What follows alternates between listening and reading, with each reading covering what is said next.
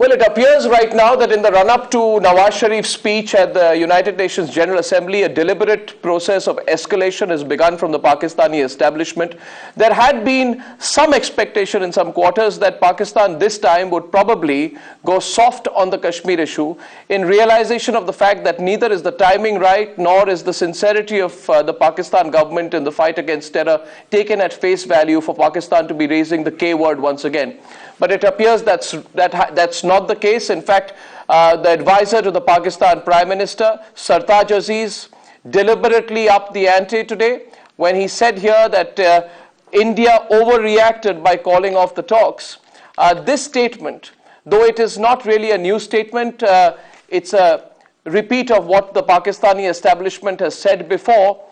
The fact that it was made in New York is a statement of intent that Pakistan intends to escalate the situation with India over Kashmir ahead of the two speeches by Nawaz Sharif and then later by Narendra Modi. This handshake now seems like a distant memory, as the relations between India and Pakistan have become frosty. Even Islamabad is getting the message.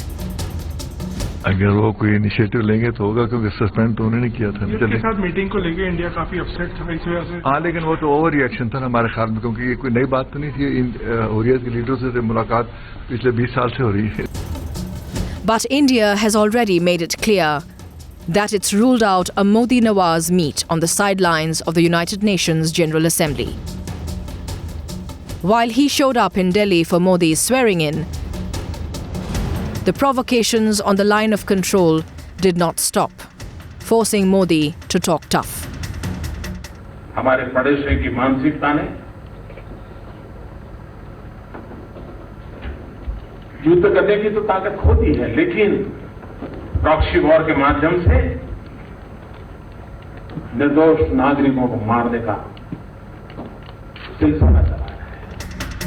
Pakistan should have seen it coming. After all, Modi had spelled out the terms of engagement. बम, बंदूक और पिस्तौल की आवाज में बात सुनाई देती है क्या? बम, बंदूक, पिस्तौल के धमाकों के बीच आवाज सुनाई देती है क्या?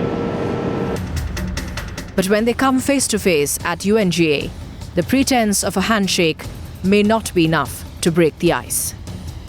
Bureau Report, Times Now. Pakistan में सरताज अजीज ने कहा है कि calling of talks between India and Pakistan was an overreaction by India. How do you see that comment coming? And they said that India should raise the issue of talks first and then they will respond. देखिए, इसमें first और second का तो सवाल नहीं है। जहां तक हमारे रिएक्शन का सवाल है, हम बहुत बार ये बात कह चुके हैं कि रिएक्शन आना था तो इसी समय आना था।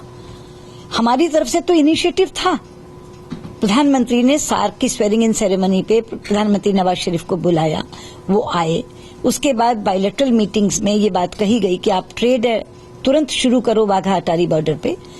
वहां प्रधानमंत्री नवाज शरीफ ने कहा कि बायलैटरल टॉक्स होनी चाहिए फॉरेन सेक्रेटरी के बीच। उसका माना, उसको मान करके फॉरेन सेक्रेटरी ने टेलीफोन किया पाकिस्तान के फॉरेन सेक्रेटरी को, उनसे तारीख तय की, उनसे वेन्यू तय किया। वेन्यू भी इस्लामाबाद तय हुआ, लेकिन 25 तारीख को टॉक्स होने वाली हैं और आप 4 दिन पहले हुर्रियत के नेताओं से बुला के बात करते हैं, तो खेल किसने बिगाड़ा? वो कहते हैं कि हुर्रियत से वो पहले भी बातें करते रहे और ऐसा कुछ नया नहीं। देखिए, जहां तक बात का सवाल है, हुर्रियत से बात जो वहां के लीडर्स आते थे वो करते थे, लेकिन पहली बार प्रधानमंत्री नवाज शरीफ आए और उन्होंने नहीं की, क्योंकि वो भारत का संकेत समझते थे। बात वहां से शुरू होगी। किसी भी टॉक्स के पहले एम्बेसडर ने बुलाकर बात की हो, ये नहीं हुआ। और नई सरकार ने नया संकेत दिया है और इसीलिए बात उन्होंने बिगाड़ी, खेल उन्होंने बिगाड़ा। जहां तक सरताज अजीज साहब का सवाल है, मेरी उनसे अभी कोई वार्ता नहीं हुई, लेकिन दुशानबे में हमारी प्लेजेंट्रीज एक्सचेंज हुई थी। मैं और वो एक ही डाइनिंग टेबल पर थे, तो इकट्ठे जब आदमी डिनर टेबल पे बैठता है तो सिविलिटी तो रखता ही है। तो वो बातचीत मेरी उनसे हुई थी, आपस में प्रेजेंट्रीज एक्सचेंज हुई थी। अभी तक केवल वो कॉमनवेल्थ में मिले या सार्क में भी जब वो बैठे थे तो मुझे यहाँ की मीटिंग के लिए भागना था, क्योंकि मेरी तुरंत बाद चाइना के विदेश मंत्री से बात थी, इसलिए अभी कोई बात उनसे उसके बाद